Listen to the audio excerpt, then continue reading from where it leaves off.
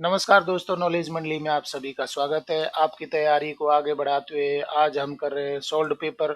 नवोदय विद्यालय के द्वारा बहुत सारी वैकेंसीज निकाली थी, साथ में ही परीक्षाएं भी कंडक्ट करवा दी और ऑफिशियल आंसर की है वो भी जारी कर दी। तो सोल्ड पेपर को, ऑफिशियल आंसर की को मैं यहाँ आपके लिए लेकर के आ रहा हूँ और ये आपकी परीक्षाओं के लिए इम्पोर्टेंट हो सकते हैं, जैसे कि LDC, UDC, OS, ASO, SO, vice principal, principal, AC, DC, audit assistant, stenographer, ECP, MTS in NVS, KVS, EMRS, Delhi government and other departments.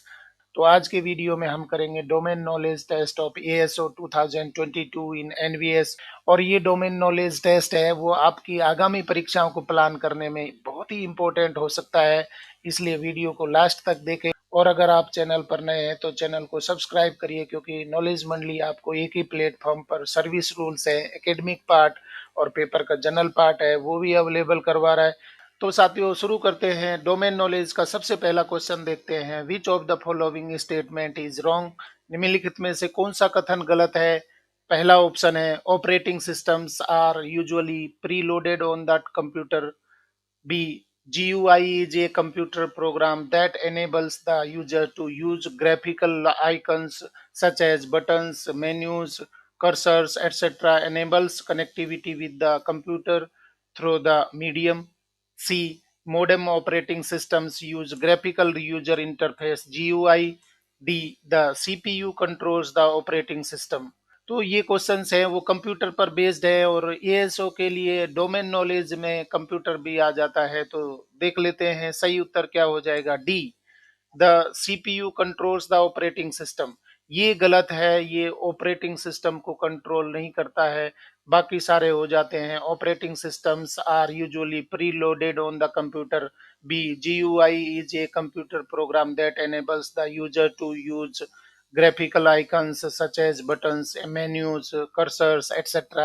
Enables connectivity with the computer through a medium.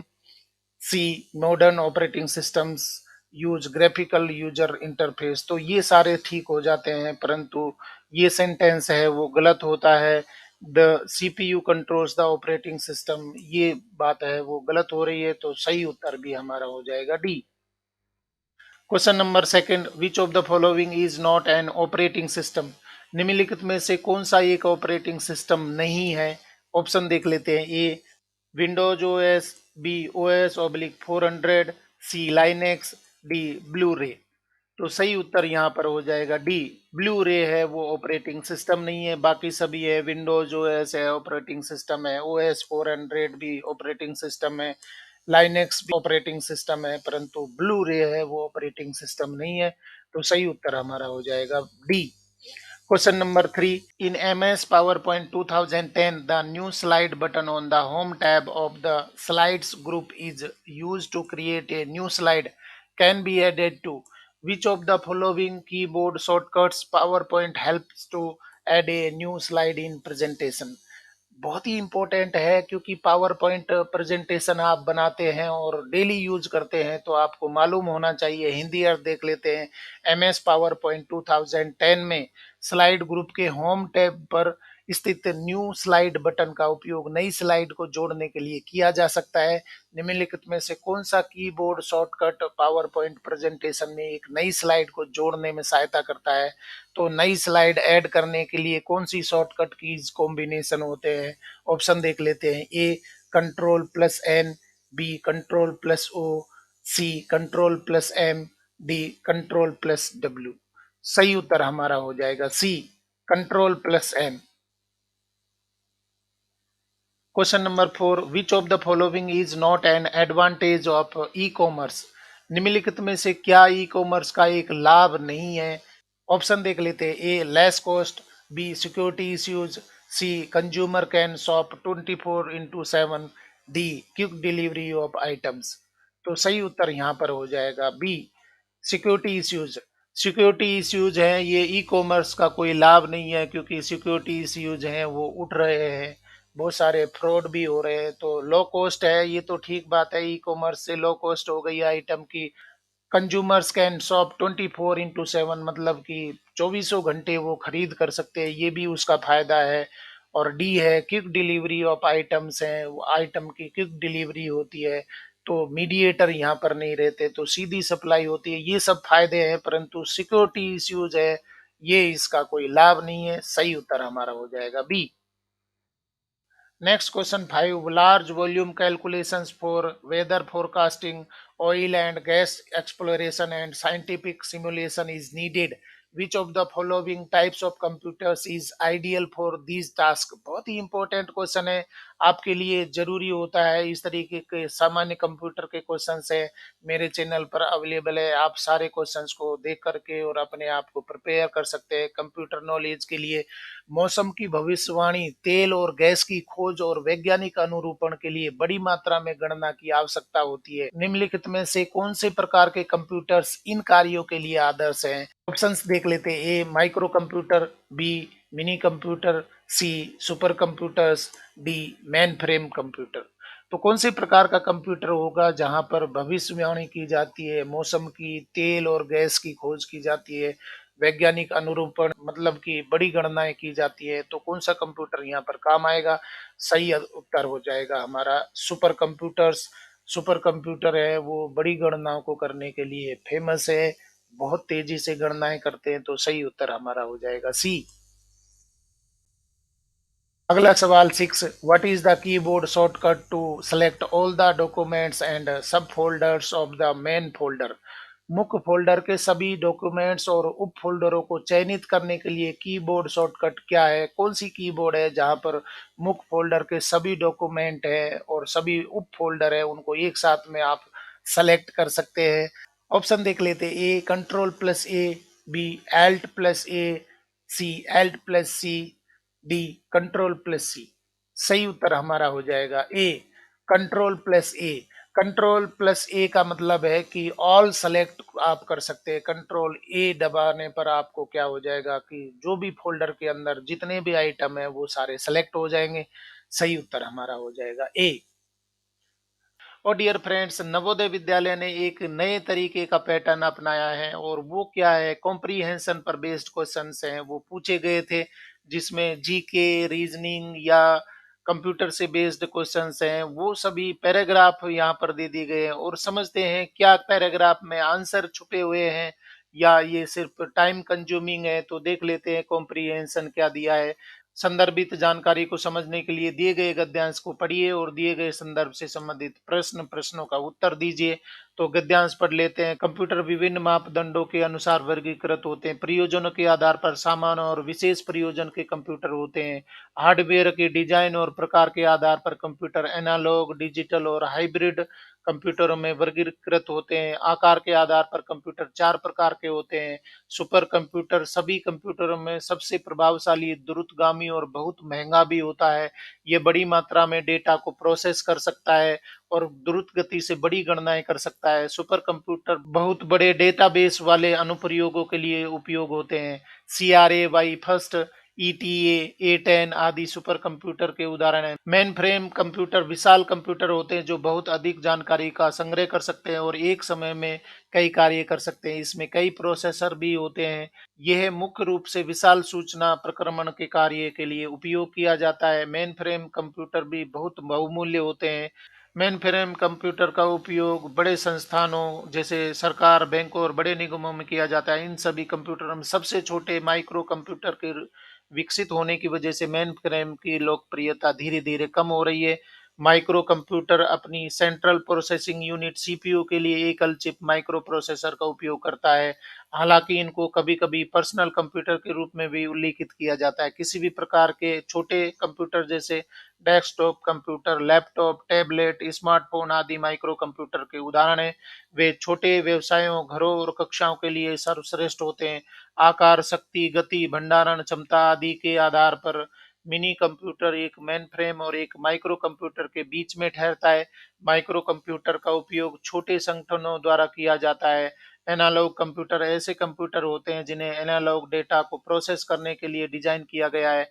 वे भौतिक इकाइयों जैसे voltage, दाब, विद्युत प्रवाह, तापमान को मापते हैं, उन्हें अंकों में परिवर्तित करते हैं। एनालॉग कंप्यूटर सांख्यिकीय आंकड़ों को संग्रहित नहीं कर सकते हैं। स्पीडोमीटर और पारा तापमापी एनालॉग कंप्यूटर के उदाहरण हैं। डिजिटल कंप्यूटर को उच्च गति से गणना और तर्क संगत संक्रिया करने के लिए डिजाइन किया जाता है। ये इलेक्ट्रॉनिक संकेतों पर चलते हैं और गणना के लिए बाइनरी अंक पद्धति का उपयोग करते हैं। डेस्कटॉप या लैपटॉप डिजिटल कंप्यूटर के बेहतरीन उदाहरण है। हाइब्रिड कंप्यूटर में एनालॉग और डिजिटल कंप्यूटर दोनों की विशेषताएं होती हैं। ये एनालॉग कंप्यूटर की तरह तीव्र होता है और इसमें डिजिटल कंप्यूटर की तरह मेमोरी और सटीकता होती है। तो इस तरीके से पैराग्राफ में कंप्यूटर पर आधारित जानकारी है वो दी गई है, कंप्यूटर पर बेस्ड है वो इंफॉर्मेशन दी गई है। तो यहाँ पर समझ लेते हैं, आगे देखते हैं क्या इस पर बेस्ड क्वेश्चन आए हैं, कोई एक नई कहानी है तो देख लेते हैं। आगे क्वेश्चन है वो पैराग्राफ से बेस्ड है। 7 which of the following types of computers are often used in homes. निम्नलिखित में से किस प्रकार के कंप्यूटर का उपयोग प्राय घरों में किया जाता है। तो निश्चित रूप से पैराग्राफ से बेस्ड क्वेश्चन यहाँ पर निकल के आ रहे हैं। आंसर वहां पर दिया गया है। कौन से प्रकार का कंप्यूटर है जो घरों में उपयोग किया जाता है। ऑप्शन देख लेते हैं। A mainframe computer, B supercomputer, C microcomputer, D minicomputer. इसका आंसर आपको पैराग्राफ को समझने से आ जाएगा। सही उत्तर यहाँ पर होगा माइक्रो कंप्यूटर। आप घरों में जो कंप्यूटर उपयोग करते हैं वो माइक्रो कंप्यूटर होते हैं। सही उत्तर हो जाएगा हमारा सी। अगला पैराग्राफ देख लीजिए। व्यवसाय से व्यवसाय B to B e commerce में कंपनियों के मध्य वस्तुओं या सेवाओं के लिए किए गए सभी इलेक्ट्रॉनिक लेन देन शामिल होते हैं। उत्पादक और पारंपरिक वाणिज्यिक थोक व्यापारी सामान्यतः इस प्रकार के ई कॉमर्स का पालन करते हैं। व्यवसाय से उपभोक्ता बी टू सी प्रकार का ई कॉमर्स व्यवसायों और अंतिम उपभोक्ताओं के बीच इलेक्ट्रॉनिक व्यापार संबंधों की स्थापना द्वारा पहचाना जाता है। यह ई कॉमर्स के खुदरा अनुभाग से मिलता जुलता है जहां पारंपरिक खुदरा व्यापार सामान्य रूप से संचालित होता है। वेब के आगमन के कारण व्यवसाय से उपभोक्ता का व्यापक विकास हुआ है। उपभोक्ता से उपभोक्ता सी टू सी प्रकार के ई कॉमर्स में उपभोक्ता के मध्य वस्तुओं या सेवाओं के लिए किए गए सभी इलेक्ट्रॉनिक लेन देन शामिल होते हैं। सामान्यतः ये लेन देन किसी तीसरे पक्ष के साथ आयोजित किया जाता है। तीसरा पक्ष एक ऑनलाइन मंच प्रदान करता है जहां वास्तविक लेन देन होते हैं। सी टू बी में वस्तुओं के आदान प्रदान के पारंपरिक अर्थ का पूर्णतः उल्टा होता है। इस प्रकार के इलेक्ट्रॉनिक कॉमर्स में कई व्यक्ति कंपनियों के लिए अपने उत्पादों या सेवाओं को खरीदने के लिए उपलब्ध कराते हैं। तो इस तरीके से यहाँ ई कॉमर्स क्या होते हैं, कितने प्रकार के जो व्यापारी हैं और उपभोक्ताओं के बीच में संबंध होते हैं, ये यहाँ पर ई कॉमर्स में बताया गया पैराग्राफ के द्वारा। अभी समझ लेते हैं इस पर बेस्ड कौन सा क्वेश्चन बना है। 8 eating in A restaurant represents which of the following model of e commerce. Restaurant में खाना खाना ई कॉमर्स के निम्नलिखित में से किस नमूने को दर्शाता है। ऑप्शन देख लेते हैं। A C to B B to B, C B to C, D C to C. तो यहाँ पर पैराग्राफ में ये सारे संबंध हैं वो हमने समझे थे। सही उत्तर यहाँ पर हो जाएगा C B to C. B to C का मतलब है कि ये बिजनेसमैन है और सी का मतलब है कस्टमर है। तो आप खाना खा रहे हैं तो बी टू सी इस तरीके का ई कॉमर्स के माध्यम से ये हो जाएगा, बी टू सी हो जाएगा। सही उत्तर होगा सी। और अगला पैराग्राफ देख लीजिए। पैराग्राफ से संबंधित क्वेश्चन है वो पूछे जा रहे हैं। अगला पैराग्राफ क्या है, ये एक बिल्कुल नया पैटर्न अडॉप्ट किया है नवोदय विद्यालय ने। अगला पैराग्राफ पढ़ के सुनाता हूँ। किसी पेज को प्रिंटर द्वारा प्रिंट करने योग्य बनाने के लिए उपयुक्त फॉर्मेटिंग लेआउट कहलाती है। एमएस वर्ड विभिन्न प्रकार के पेज लेआउट और फॉर्मेटिंग के विकल्प प्रदान करता है जैसे पेज ओरिएंटेशन, पेपर साइज और पेज मार्जिन, जो इस पर निर्भर करता है कि आप अपने डॉक्यूमेंट को कैसे प्रदर्शित करना चाहते हैं। पेज के ओरिएंटेशन के दो विकल्प हैं, लैंडस्केप और पोर्ट्रेट। अधिकतर डॉक्यूमेंट्स पोर्ट्रेट मोड में प्रिंट होते हैं लेकिन इसे पेज लेआउट टैब से लैंडस्केप में बदल सकते हैं। यद्यपि मॉनिटर में लैंडस्केप मोड डिस्प्ले होता है। एक नए डॉक्यूमेंट के पेज का आकार 8.5 इंच इंटू 11 इंच निर्धारित होता है। हालांकि माइक्रोसॉफ्ट वर्ड पेज के आकार के लिए अनेक पूर्व निर्धारित विकल्प देता है, लेकिन आपको हमेशा ये देखने के लिए जांच करनी चाहिए कि आपका प्रिंटर किस प्रकार के पेज को समायोजित कर सकता है। मार्जिन रिक्त स्थान होते हैं जो किसी डॉक्यूमेंट की ऊपर, नीचे और बाईं और व दाईं दिशाओं को रेखांकित करते हैं। पेज मार्जिन किसी डॉक्यूमेंट को स्पष्ट और पेशेवर स्वरूप प्रदान करते हैं।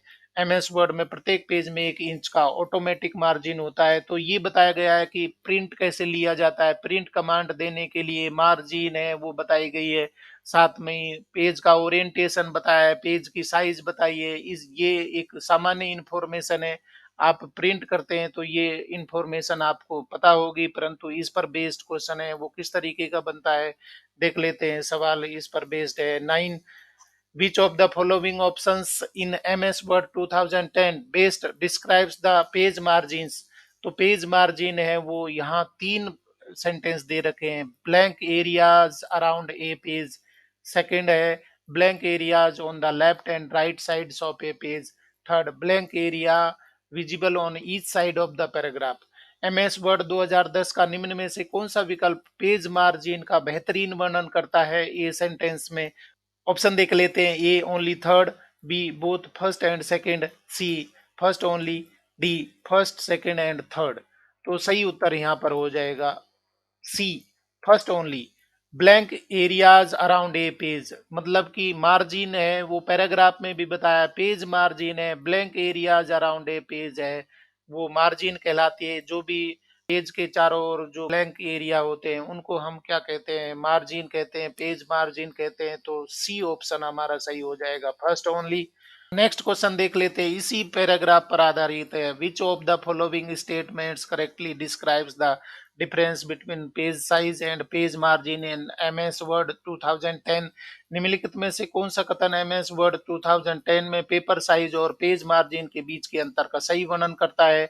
ऑप्शन देख लेते हैं। A paper size refers to the position of the page whereas page margins are the areas of the document where the next aligns, B, there is no difference between paper size and page margin. C, paper size is the size of the paper to print a document, while page margin is the blank space at the edge of a page that can be increased or decreased to fit the table of contents. D, page margin is the predetermined layout to place the table of contents, while paper size is the outer area of a page that can be adjusted to place the table of contents. तो सही उत्तर यहाँ पर क्या हो जाएगा? C हो जाएगा। The page size is the size of the paper to print a document, मतलब पेज साइज है पेपर की साइज को बता रही है। While page margin is the blank space at the as of a page, मतलब कि मार्जिन किसको कहेंगे? जो पेज है उसके ब्लैंक एज है, किनारे हैं, उनको हम मार्जिन बोलेंगे। दैट कैन बी इंक्रीज्ड और decreased to fit the table of contents. तो ये यहाँ पर बहुत फिट हो रहा है, ये ऑप्शन है वो सही बता रहा है कि पेज क्या होता है, पेज साइज क्या होती है, पेज मार्जिन क्या होती है, ये पूरी तरीके से डिस्क्राइब कर दिया। और ये बात है वो पैराग्राफ में भी बताई गई है। तो नए ट्रेंड के अनुसार, नए पैटर्न के अनुसार ये बात क्लियर हो जाती है कि पैराग्राफ में जो क्वेश्चन दिए हैं वो आपको आंसर भी उसी में से मिल सकते हैं।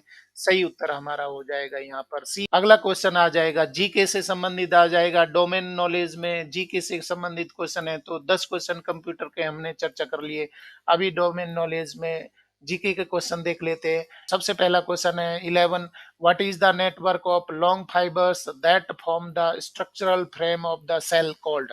मतलब साइंस से क्वेश्चन पूछ लिया गया है जीके में। कोशिका के संरचनात्मक ढांचे का निर्माण करने वाले लंबे तंतुओं का नेटवर्क क्या कहलाता है? ऑप्शन देख लेते हैं। ए लाइसोसोम, बी माइटोकॉन्ड्रिया, सी गोल्जी अपैरेटस, डी साइटोस्केलेटन।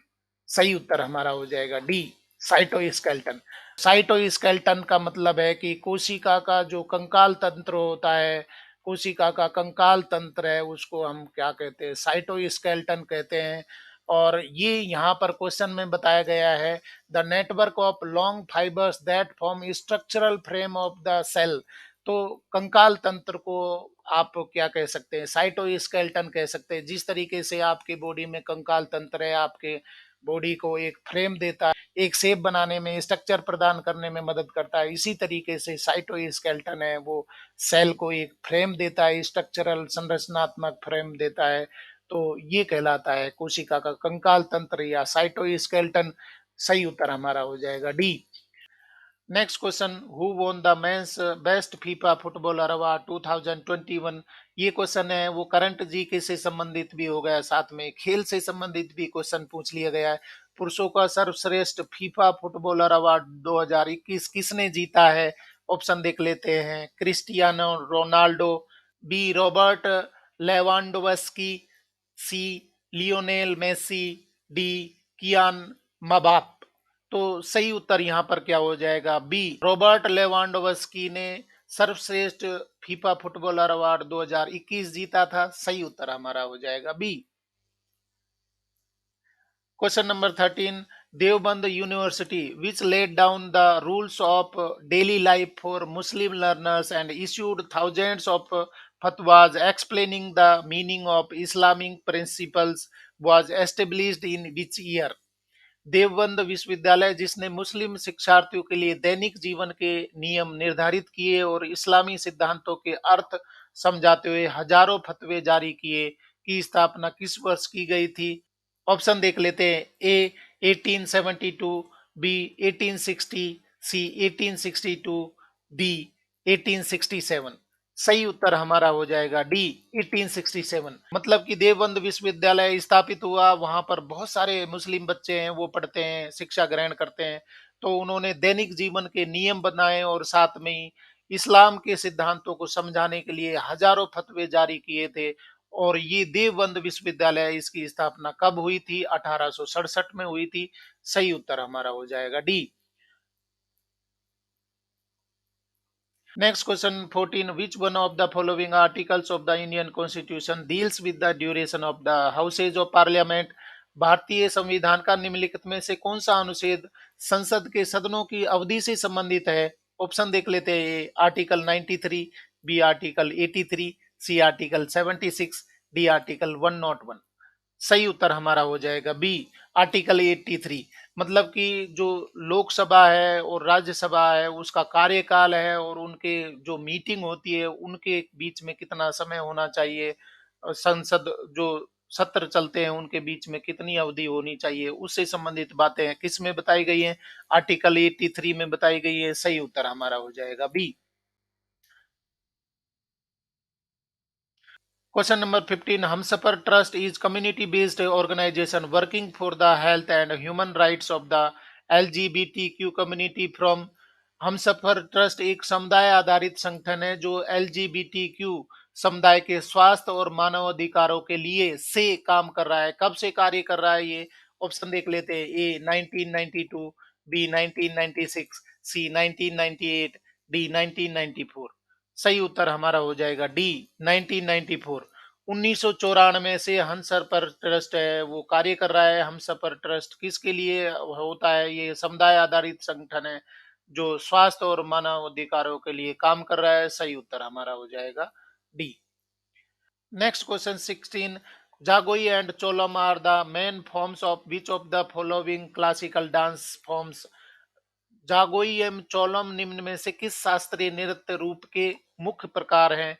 तो कौन सा शास्त्रीय नृत्य है जिसके फॉर्म है, प्रकार हैं, जिसमें जागोई और चोलम होते हैं? तो ऑप्शन देख लेते हैं। मणिपुरी, बी मोहिनीअट्टम, सी ओडिसी, डी सत्रिया। सही उत्तर हमारा हो जाएगा ए मणिपुरी। जागोई और चोलम है वो कौन से शास्त्रीय नृत्य के प्रकार हैं? मणिपुरी के हैं। सही उत्तर हो जाएगा ए। अगला सवाल देख लीजिए 17। Payment banks in India should have a minimum paid up capital of rupees dash as per RBI guidelines as of January 2022।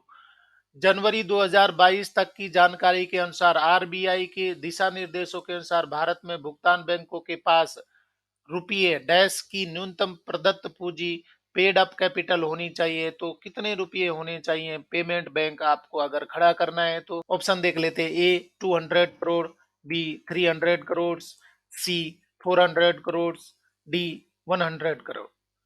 सही उत्तर हमारा हो जाएगा डी 100 करोड़। और नए पैटर्न में देखिए कि यहाँ पर भी पैराग्राफ आ गया है, जीके में भी पैराग्राफ दे दिया गया है। तो देख लेते हैं जीके में पैराग्राफ में क्या पूछा गया है। कॉम्प्रिहेंशन देख लेते हैं, संदर्भित जानकारी को समझने के लिए दिए गए गद्यांश को पढ़िए और दिए गए संदर्भ से संबंधित प्रश्नों का उत्तर दीजिए। भारत भूमि विविधतापूर्ण भौगोलिक विशेषताओं वाली भूमि है। यही कारण है कि इसे कई भौगोलिक भागों में वर्गीकृत किया जा सकता है, जैसे हिमालय, दूसरा है उत्तरी मैदान, तीसरा प्रायद्वीपीय पठार, चौथा भारतीय रेगिस्तान, पांचवा तटीय मैदान और छठा है द्वीप। इन भौतिक संरचना का निर्माण भी अलग अलग समयों में हुआ है। इसमें प्रायद्वीपीय पठार पृथ्वी की सतह के प्राचीनतम भूभाग में से एक है और इसमें सर्वाधिक अचल स्थायी भूखंड मौजूद है।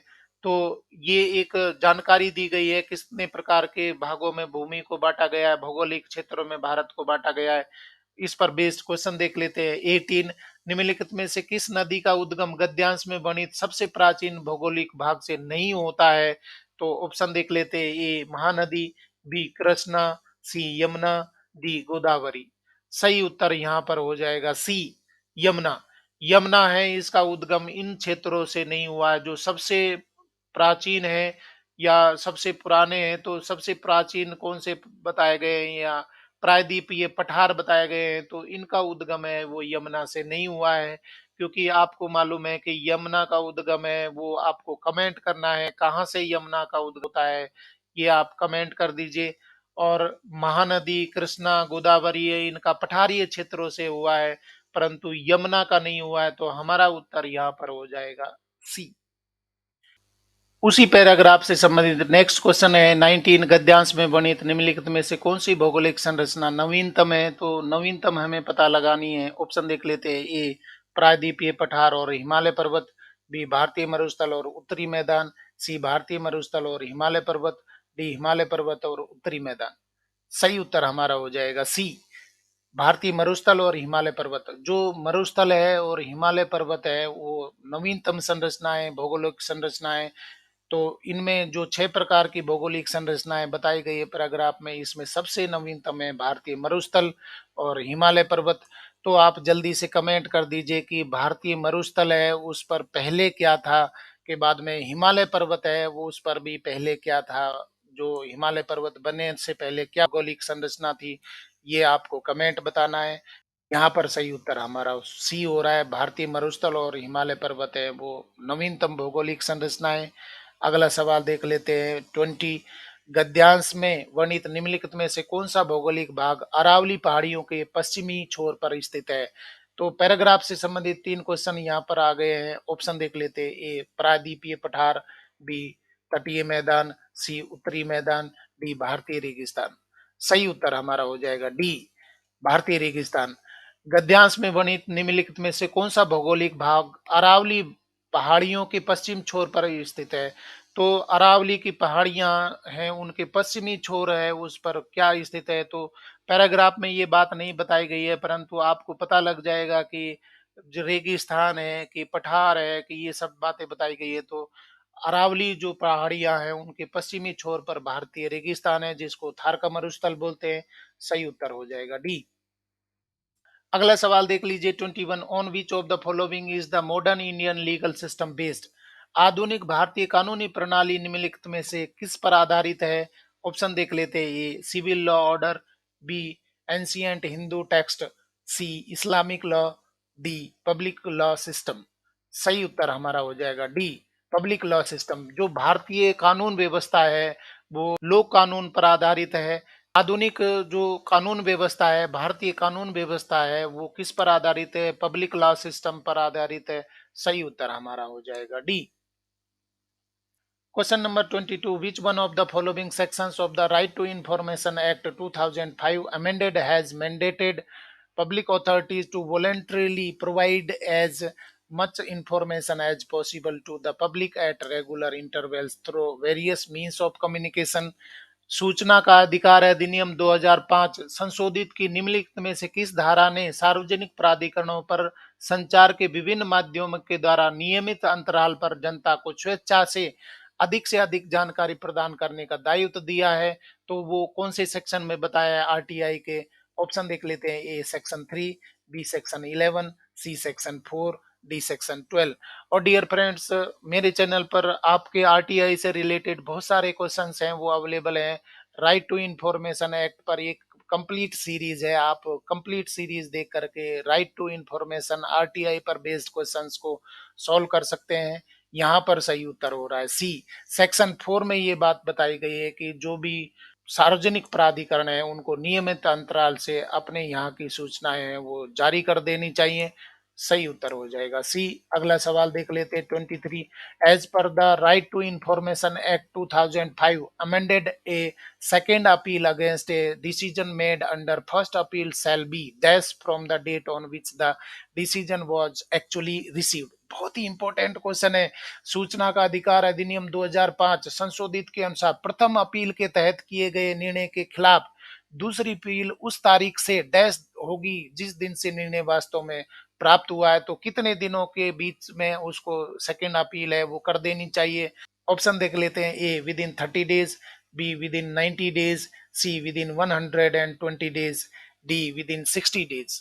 सही उत्तर हमारा हो जाएगा बी विद इन 90 डेज। मतलब कि आप पहली अपील करते हैं और उस अपील के बाद में भी आप संतुष्ट नहीं रहते हैं तो आपको 90 दिनों के बाद में सेकेंड अपील दायर करने के लिए समय दिया जाएगा। सही उत्तर हो जाएगा B. Question number 24. Which one of the following rules of the All India Services Conduct Rules 1968 bar a member of the service from taking part in politics? Akhil Bharatiya सेवा आचरण नियमावली 1968 का निम्नलिखित में से कौन सा नियम सेवा के सदस्य को राजनीति में भाग लेने से रोकता है? तो ऑप्शन देख लेते हैं। रूल 5, बी रूल 6, सी रूल 7, डी रूल 4। सही उत्तर हमारा हो जाएगा ए रूल 5। रूल 5 में ये बताया गया है, कंडक्ट रूल के अनुसार बताया गया है कि सीसीएस कंडक्ट रूल में ये बताया गया है कि आप पॉलिटिक्स में राजनीति में भाग नहीं ले सकते। सही उत्तर हो जाएगा ए। अगला सवाल 25। Which section of the right to information act 2005 states that the provisions of this act, the official secrets act 1923 and any other law for the time being in force or by this act otherwise contained in any instrument having effect by virtue of any law, nothing inconsistent therewith, even so it will be effective।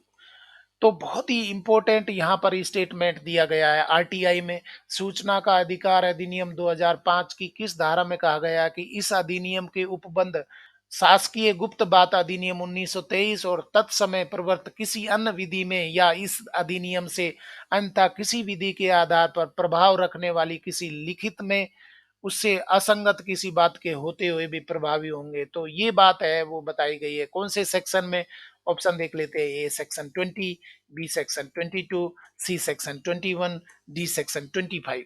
सही उत्तर हमारा हो जाएगा B section 22। Section 22 में ये statement है वो दिया गया है। सही उत्तर हो जाएगा बी। अगला सवाल 26। Under section 4 of the protection of children from sexual offences act 2012 POCSO, whoever commits penetrative sexual assaults on a child below the age of dash years he shall be punished with imprisonment of not less than 20 years।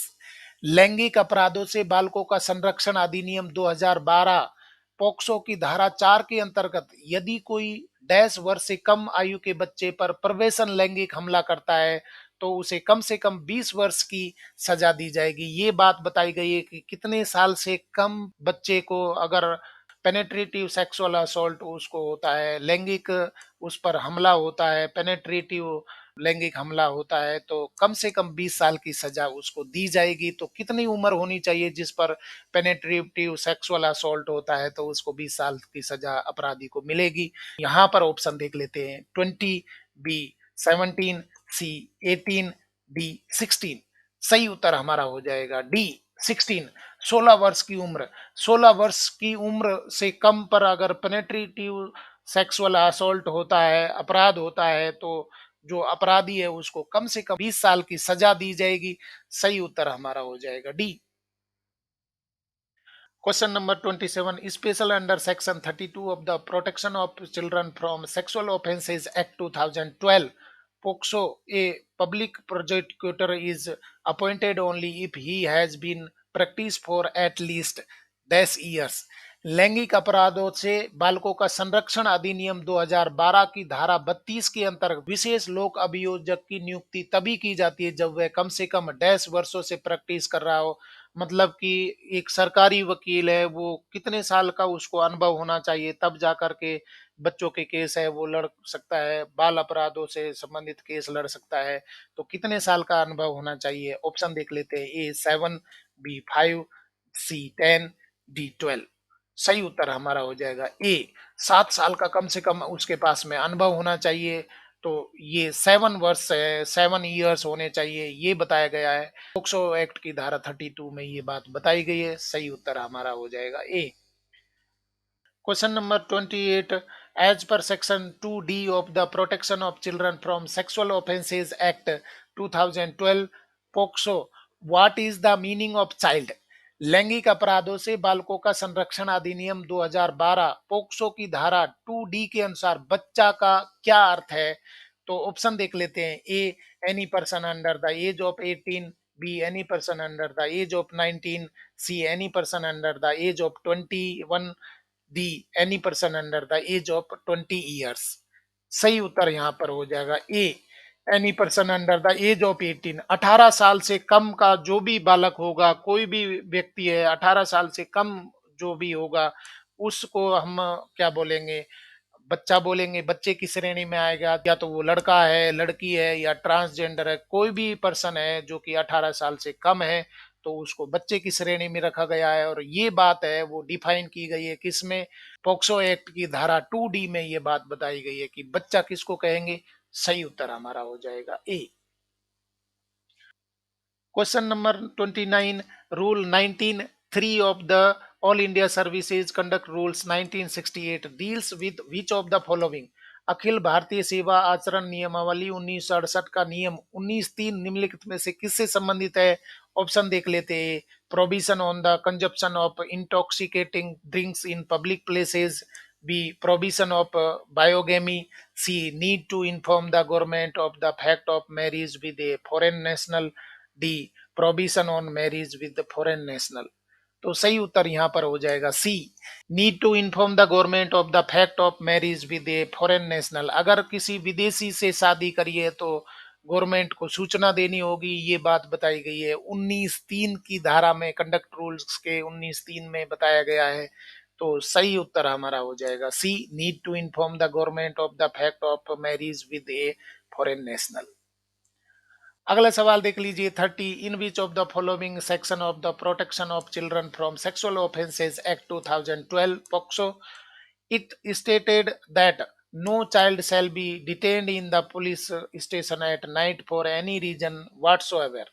लैंगिक अपराधों से बालकों का संरक्षण अधिनियम 2012 की निम्नलिखित में से किस धारा में कहा गया है कि किसी भी बच्चे को किसी भी कारण से रात में पुलिस स्टेशन में हिरासत में नहीं रखा जाएगा? तो ये बात है कौन से सेक्शन में बताई गई है? ऑप्शन देख लेते हैं। A section 24(1), B section 24(4), C section 23, D section 24(2)। सही उत्तर हमारा हो जाएगा बी सेक्शन 24(4)। ये बात बताई गई है कि पुलिस स्टेशन में रात के समय बच्चे को डिटेन नहीं किया जा सकता, ये सेक्शन 24(4) में बताई गई है। सही उत्तर हमारा हो जाएगा बी। और डियर फ्रेंड्स, नॉलेज मंडली बिल्कुल ऑथेंटिक और रिलायबल कंटेंट आपके लिए अवेलेबल करवा रहा है, जैसे कि सर्विस रूल्स हैं, एकेडमिक पार्ट और पेपर का जनरल पार्ट भी। आज के वीडियो में हम कर रहे हैं असिस्टेंट सेक्शन ऑफिसर की आंसर की, बिल्कुल एक इंटरेस्टिंग वे में, जहां पर किस तरीके के क्वेश्चन आए हैं और क्या नया ट्रेंड पूछा गया है। अगर आप चैनल पर नए हैं तो चैनल को सब्सक्राइब करिए और वीडियो को लास्ट तक देखिए, क्योंकि मुझे मालूम है आप सर्विस कर रहे हैं और आपको पढ़ने के लिए बहुत ज़्यादा समय नहीं मिलता है। तो एक ही प्लेटफॉर्म पर मैं आपके सारे कंटेंट अवेलेबल करवा रहा हूँ, इसलिए नॉलेज मंडली पर बने रहें। और देखते हैं अगला सवाल। Next question 31। Which of the following is mentioned in section 2J of the right to information act 2005 as amended? The envisaged right to information does not include. निम्नलिखित में से क्या सूचना का अधिकार अधिनियम 2005 यथा संशोधित की धारा 2J में परिकल्पित सूचना का अधिकार में शामिल नहीं है। तो सूचना के अधिकार में कौन सी चीज है वो शामिल नहीं है। आरटीआई पर बेस्ड बहुत सारे क्वेश्चन है एएसओ में पूछ लिए गए हैं। तो आरटीआई से रिलेटेड ये कंप्लीट सीरीज मेरे चैनल पर है, आप सारे वीडियोज को देखें और अपने आप को प्रिपेयर करें आरटीआई के लिए। ऑप्शन देख लेते हैं। A record inspection, B talking a certificate sample of the material, C opinion of the public authority, D attested copy of the document. तो सही उत्तर यहाँ पर हो जाएगा C opinion of the public authority. Public authority का opinion है वो सूचना के अधिकार कानून में नहीं आता है। और ये कौन सी धारा के अंतर्गत बताया गया है, धारा 2J में ये बात बताई गई है। सही उत्तर हमारा हो जाएगा सी। अगला सवाल 32। In the case of the supreme court with reference to the right to information act 2005 amended, who is the competent authority. सूचना का अधिकार अधिनियम 2005 संशोधित के संदर्भ में सर्वोच्च न्यायालय के मामले में सक्षम प्राधिकारी कौन होता है। ऑप्शन देख लेते हैं। A chief justice of India, B registrar general, C senior justice of the supreme court nominated by the chief justice of India, D attorney general of India. तो सही उत्तर यहां पर हो जाएगा A chief justice of India. मतलब कि सर्वोच्च न्यायालय के मामले में, सुप्रीम कोर्ट के मामले में सक्षम प्राधिकारी कौन होगा, चीफ जस्टिस ऑफ इंडिया होगा। क्योंकि ये कोई अथॉरिटी यहाँ पर सक्षम प्राधिकारी है, कॉम्पिटेंट अथॉरिटी बनानी होगी। तो सर्वोच्च न्यायालय के मामले में कौन कॉम्पिटेंट होगा, कॉम्पिटेंट अथॉरिटी कौन होगी। सही उत्तर यहाँ पर हो जाएगा चीफ जस्टिस ऑफ इंडिया। अगला सवाल 33। Which of the following is not a major feature of the Indian constitution. निम्नलिखित में से क्या भारतीय संविधान की एक प्रमुख विशेषता नहीं है।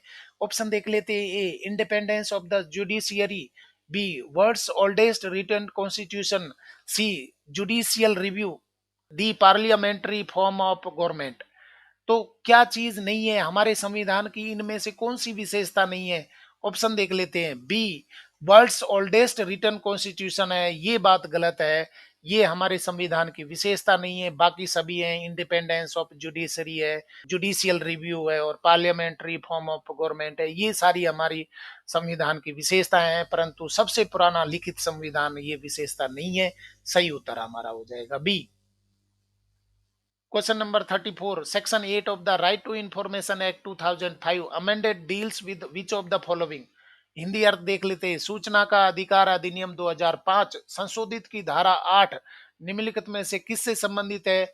ऑप्शन देख लेते हैं। A request for information, B grounds for denial of access, C exemption from disclosure of information, D third party information.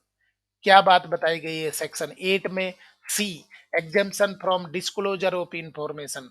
तो कुछ इंफॉर्मेशन है उनको राज्य की या सिक्योरिटी के हिसाब से, स्टेट की सिक्योरिटी के हिसाब से उनको देना जरूरी नहीं होता है।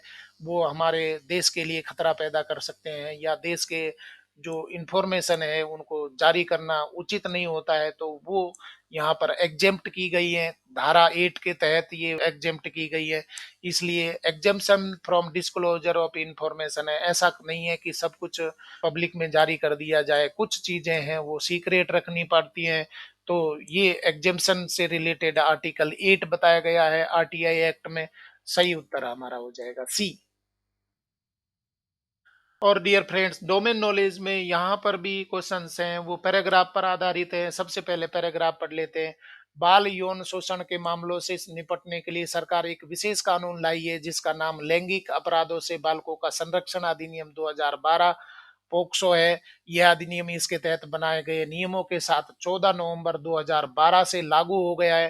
पोक्सो अधिनियम 2012 बच्चों को लैंगिक हमला, लैंगिक उत्पीड़न और अश्लील साहित्य के अपराधों से सुरक्षा प्रदान करने के लिए एक व्यापक कानून है जो एक निर्दिष्ट विशेष न्यायालय के माध्यम से रिपोर्टिंग, साक्ष्य की रिकॉर्डिंग, जांच और अपराधों की त्वरित सुनवाई के लिए बाल सुलभ तंत्र को शामिल करके न्यायिक प्रक्रिया के हर चरण में बच्चे के हितों की रक्षा करता है। पोक्सो अधिनियम लैंगिक उत्पीड़न के विभिन्न रूपों को परिभाषित करता है जिसमें प्रवेशन लैंगिक हमला और गैर प्रवेशन लैंगिक हमला, साथ ही साथ लैंगिक उत्पीड़न और अश्लील साहित्य शामिल है। और कुछ परिस्थितियों में लैंगिक हमलों को उत्तेजित हमला एग्रेवेट माना जाता है, जैसे कि जब प्रताड़ित बच्चा मानसिक रूप से बीमार हो गया हो, या जब बच्चे के साथ परिवार के किसी सदस्य, पुलिस अधिकारी, शिक्षक या डॉक्टर जैसे विश्वास या अधिकार की स्थिति में किसी व्यक्ति द्वारा दुर्व्यवहार किया जाता है। जो लोग वेश्यावृत्ति या विधि विरुद्ध लैंगिक व्यवसाय के लिए बच्चों की तस्करी करते हैं, वे भी उक्त अधिनियम में उत्प्रेरित से संबंधित प्रावधानों के तहत दंडनीय है। उक्त अधिनियम में अपराध की गंभीरता के अनुसार कठोर सजा का प्रावधान है, जिसमें अधिकतम कठोर आजीवन कारावास और जुर्माना हो सकता है। सर्वोत्तम अंतर्राष्ट्रीय बाल संरक्षण मानकों को ध्यान में रखते हुए उक्त अधिनियम में लैंगिक अपराधों की अनिवार्य रिपोर्टिंग का भी प्रावधान है। अपराध की रिपोर्ट करने के लिए ये कानून उस व्यक्ति पर कानूनी कर्तव्य डालता है जिसे इस बात का ज्ञान है कि बच्चे का लैंगिक शोषण किया जा गया है। यदि वह ऐसा करने में विफल रहता है तो उसे 6 महीने के कारावास या जुर्माने से दंडित किया जा सकता है।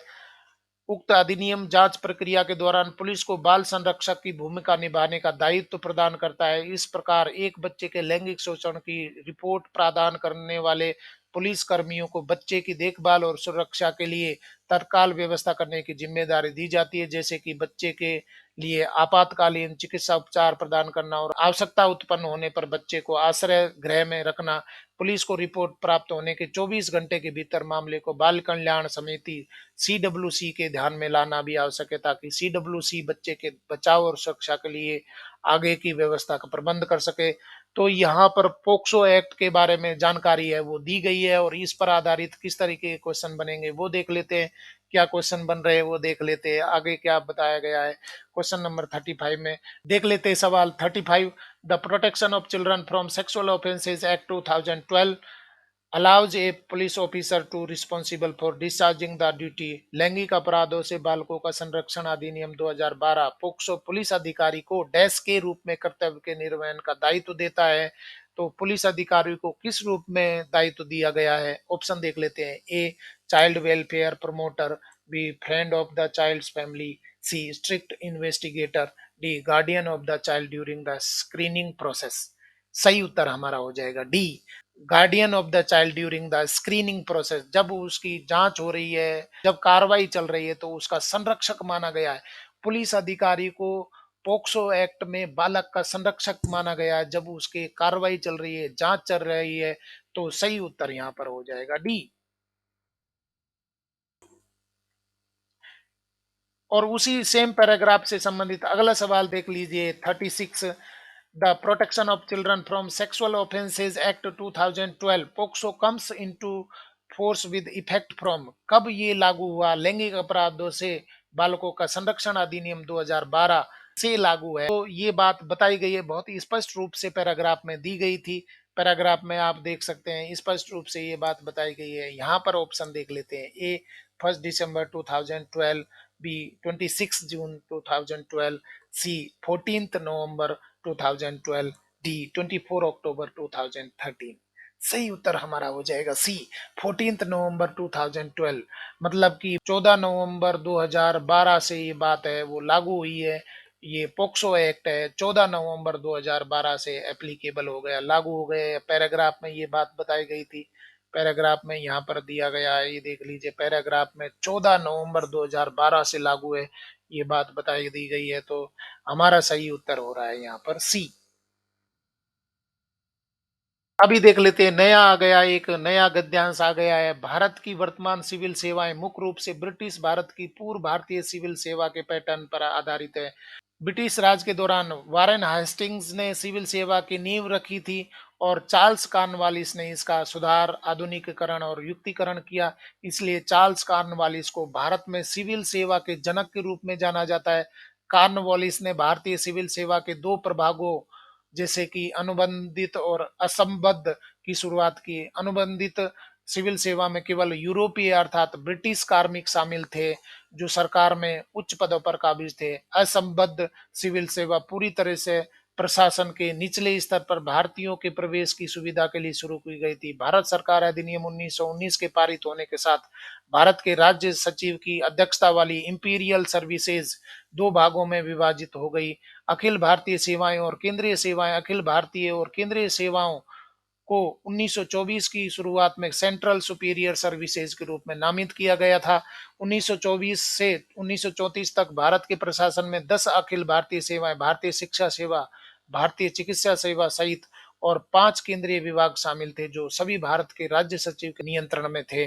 और 3 केंद्रीय विभाग संयुक्त प्रांतीय और शाही नियंत्रण, प्रोविंशियल एंड इंपीरियल कंट्रोल में थे। आधुनिक युग, वर्तमान आधुनिक सिविल सेवा का गठन 1947 में भारत के विभाजन के बाद हुआ था। ये सरदार पटेल की दृष्टि थी कि सिविल सेवा को एकता और राष्ट्रीय एकता को मजबूत करना चाहिए। सत्यनिष्ठा, निष्पक्षता और योग्यता के मूल्य भारतीय सिविल सेवाओं के मार्गदर्शक सिद्धांत हैं।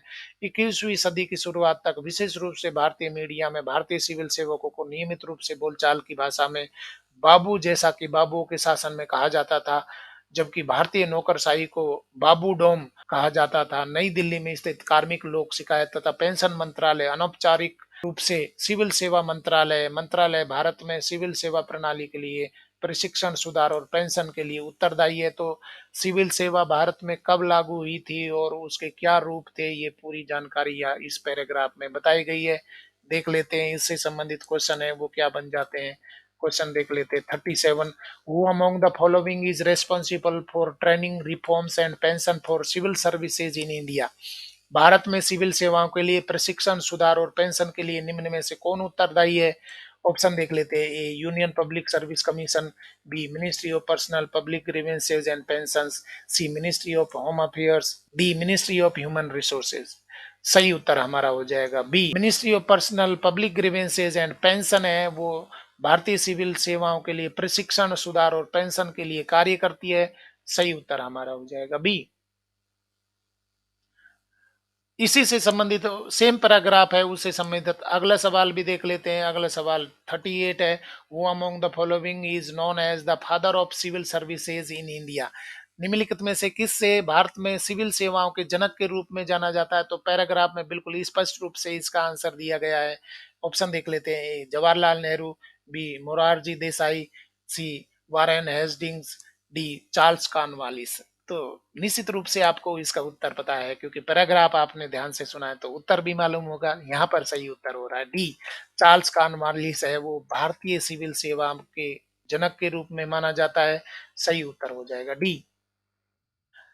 और एक पैराग्राफ और आ गया है, बिल्कुल एक नया पैटर्न है, नवोदय ने अडॉप्ट किया गया है। नवोदय विद्यालय के द्वारा एक नया पैटर्न अडॉप्ट किया है परीक्षाओं में। तो पैराग्राफ देख लीजिए। विधिक अभिक्षमता, लीगल एप्टीट्यूड क्या है? विधिक अभिक्षमता, लीगल एप्टीट्यूड या विधिक तर्कण, लीगल रीजनिंग, विधि प्रवेश परीक्षा का एक खंड है जो अधिकतम महत्व रखता है और उम्मीदवारों से मूल सिद्धांतों का अच्छा ज्ञान रखने की मांग करता है। इस खंड के माध्यम से परीक्षा आयोजित करने वाले अधिकारी उम्मीदवारों की विधिक जागरूकता, विश्लेषणात्मक कौशल और समस्या समाधान क्षमता का परीक्षण करते हैं। विधिक अभिक्षमता वाले प्रश्न छात्र के सामने आने वाले विधिक मुद्दों से संबंधित समस्याओं का समाधान करने की क्षमता का परीक्षण करते हैं। मूल रूप से विधिक अभिक्षमता खंड में दो प्रकार के प्रश्न होते हैं, विधिक तर्कण और विधिक सामान्य ज्ञान। विधिक सूक्तियां महत्वपूर्ण निर्णयों सहित आवंटित अंकों के संदर्भ में विधिक तर्कण विधिक अभिक्षमता खंड का सबसे महत्वपूर्ण घटक है।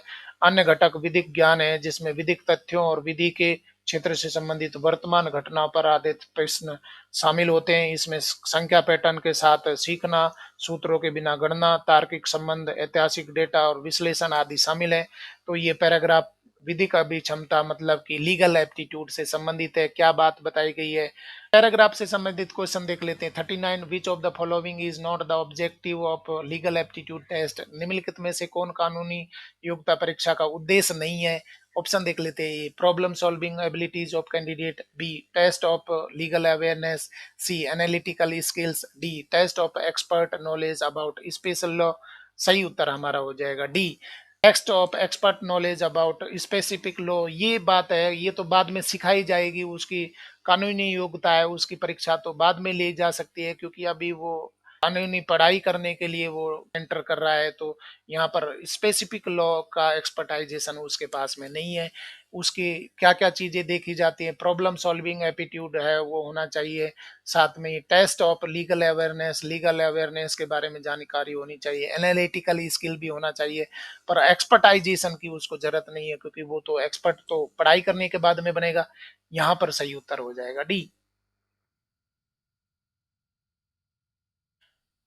और डियर फ्रेंड्स, लास्ट के पैराग्राफ से संबंधित अंतिम क्वेश्चन आ गया है एएसओ की परीक्षा में, जो डोमेन नॉलेज से संबंधित है।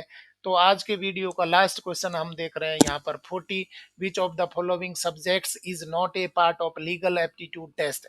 निम्नलिखित में से कौन सा विषय विधिक अभिक्षमता परीक्षा का हिस्सा नहीं है? ऑप्शन देख लेते हैं। A, Goods and Services Tax Act, B, penal law, C, constitutional law, D, malformation method. तो सही उत्तर यहाँ पर हो जाएगा A, Goods and Services Tax Act. ये विधिक अभिक्षमता परीक्षा का हिस्सा नहीं होगा। बाकी सभी होंगे, पेनल लॉ भी होगा, कॉन्स्टिट्यूशनल लॉ होगा, माल फॉर्मेशन मेथड भी होगा, परंतु ये नहीं होगा। तो सही उत्तर हमारा हो जाएगा ए। इस तरीके से फ्रेंड्स, हमने डोमेन नॉलेज के 40 क्वेश्चन आज हमने कर लिए, और ये क्वेश्चंस हैं आपकी आगामी परीक्षाओं के लिए प्लान करने में बहुत मददगार हो सकते हैं, क्योंकि हमने देखा कि इनमें अधिकतर क्वेश्चन है वो आरटीआई से संबंधित पूछे थे। तो आरटीआई के क्वेश्चंस हैं वो आपकी परीक्षा में भी आ सकते हैं। साथ में पोक्सो एक्ट पर भी बहुत सारे क्वेश्चंस थे, तो पोक्सो एक्ट तो आपके लिए जरूर पूछे जाएगा। तो आप सारे क्वेश्चंस को पढ़िए। मेरे चैनल पर इनसे संबंधित बहुत सारे क्वेश्चंस हैं, अवेलेबल हैं, आप सारे देखिए। Thanks for watching my video on 40 questions on domain knowledge test of ASO. तो एएसओ की परीक्षा में डोमेन नॉलेज मतलब कि पद से रिलेटेड क्वेश्चंस हैं वो आज हमने चर्चा किए, और आपको इन क्वेश्चन से अपने प्रिपरेशन है उसको प्लान करने में मदद मिल सकती है। आप ट्रेंड भी समझ सकते हैं कि आगामी परीक्षा में किस तरीके के क्वेश्चंस हैं वो पूछे जा सकते हैं। और जो नया पैटर्न अडॉप्ट किया गया है नवोदय के द्वारा, कि नया पैटर्न क्या पूछा जा रहा है कि वहां पर पैराग्राफ दिए जा रहे हैं और बहुत बड़े बड़े पैराग्राफ हैं, क्या ये टाइम कंज्यूमिंग है या इनमें आपको सीधे आंसर भी मिल जाते हैं। तो ये हमने पैटर्न आज डिस्कस किया। और डियर फ्रेंड्स, नॉलेज मंडली ला रहा है सबसे विश्वसनीय और प्रमाणिक अध्ययन सामग्री जो कि जरूरी है। LDC, UDC, OS, ASO, SO, vice principal, principal, AC, DC आदि पदों के लिए, जैसे कि NVS, KVS, EMRS, NCT conducted by UPSC and other departmental examinations. Please watch next 20 questions on school administration and academics in coming videos. और मित्रों, अभी समय आ गया है नॉलेज मंडली सीख का। नॉलेज मंडली आपको एक सीख देना चाह रही है। तो आज की सीख क्या है? भोजन का सम्मान करो, प्लीज डोंट वेस्ट फूड। मतलब कि हमारे देश में बहुत सारे लोग हैं, बहुत सारे बच्चे हैं, वो भूखे सोते हैं, और एक तरफ हम देखते हैं कि लोग हैं वो कितने भोजन को वेस्ट कर देते हैं। शादी विवाह पार्टियों में बफर सिस्टम लग रहा है, मतलब कि बहुत सारी स्टॉलें लग रही हैं, और जो भी खाने जा रहा है, जीमने जा रहा है, वो ये देखना चाहता है कि हर स्टॉल का फूड है वो टेस्ट करना चाह रहा है। और बाहर की तरफ जा करके देखेंगे तो कचरे के ढेर में से बच्चे हैं वो खाना निकाल करके खा रहे हैं। तो आप इस तरीके से मत करिए, क्योंकि भोजन ही भगवान है। भोजन से ही आपको एनर्जी मिलती है, तो भोजन का सम्मान करिए।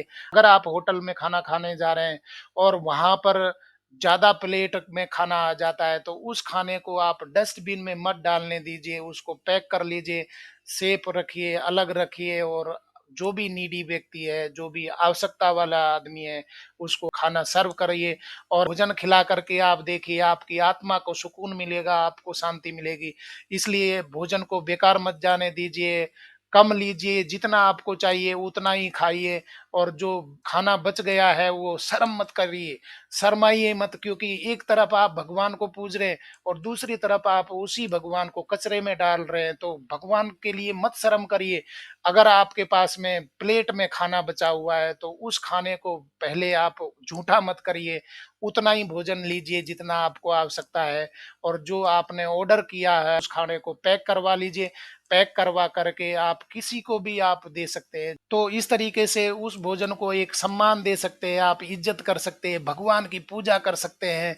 इसलिए भोजन को वेस्ट ना करें। और आपके पास में अगर भोजन ज्यादा बच रहा है तो अच्छा भोजन करवाइए। कई बार ऐसा देखा जाता है कि भोजन जो झूठा होता है या सड़ गया है तब उसको दूसरे को दिया जाता है, जो भूखे लोगों को दिया जाता है। बिल्कुल मत करिए। जो भोजन आप नहीं खा सकते तो दूसरा कैसे खा सकता है, ऐसा आप कभी मत करिए। जो भोजन आपके खाने योग्य नहीं बचा है तो दूसरे के काबिल भी वो निश्चित रूप से नहीं होगा। तो भोजन को आप इज्जत दीजिए, भोजन को सम्मान दीजिए, भोजन को आप पूजिए, उसको भगवान मानिए। और किसी दूसरे को, किसी भूखे व्यक्ति को भोजन करवा करके उसकी आत्मा को तृप्ति प्रदान करिए। अगर आप मेरी सीख से सहमत हैं तो कमेंट ज़रूर करें, और कितनी बार आपने ये ऐसा भोजन का सम्मान किया, ये बात आप मुझे कमेंट करके बताइए। मेरी सीख पसंद आई है तो आप लाइक शेयर करें, अपने मित्रों को भी बताएं। साथियों, अगर आपको आज का वीडियो पसंद आया है तो लाइक शेयर करें, और चैनल को सब्सक्राइब करना तो जरूरी है, क्योंकि नॉलेज मंडली is the right choice. Thank you very much.